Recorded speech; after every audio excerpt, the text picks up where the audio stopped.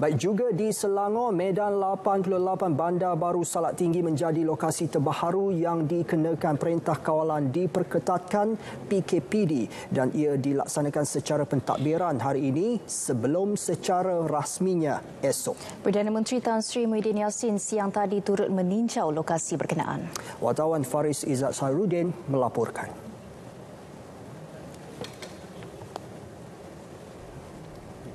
Sebaik tiba, Perdana Menteri diberi taklimat oleh Pengarah Kesihatan Negeri Selangor, Dato' Indra Dr. Syahri Ngadiman. Tan Sri Muhyiddin kemudiannya masuk ke kawasan PKPD untuk melihat sendiri proses ujian swab ke atas penduduk terlibat. Beliau sempat bertanyakan khabar petugas kesihatan dan penduduk yang menjalani ujian saringan.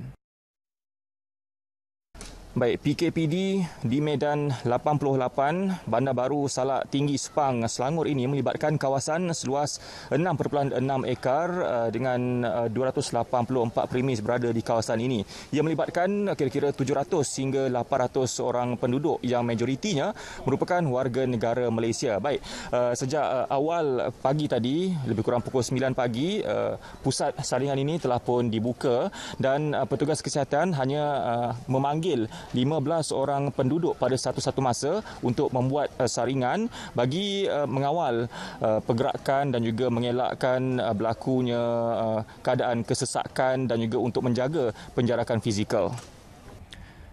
Kesemua penduduk di kawasan ini dikehendaki menjalani ujian swab. Pembesar suara digunakan petugas kesihatan bagi memanggil penduduk untuk disaring. Saya dimaklumkan terdapat juga sebahagian penduduk yang mungkin tak sempat balik dan berada di luar. Setelah minta pegawai-pegawai untuk menghubungi mereka dan datanglah kawasan ini untuk buat saringan kerana saringan ini adalah percuma untuk kebaikan mereka.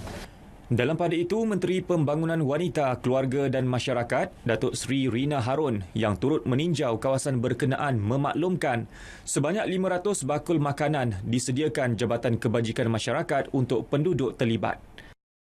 Dan kita bancian akan dibuat oleh pejabat daerah dan selepas daripada bancian itu kita menyediakan bakul makanan ini mengikut keperluan upon request. Jadi ini juga kita selepas bancian itu mana yang memerlukan, yang mana yang dari segi kewangannya yang terjejas, yang itu kita akan berikan kepada keluarga.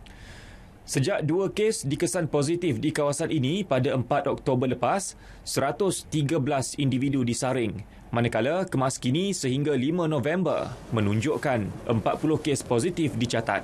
Faris Izzat Syahruddin, Berita RTM.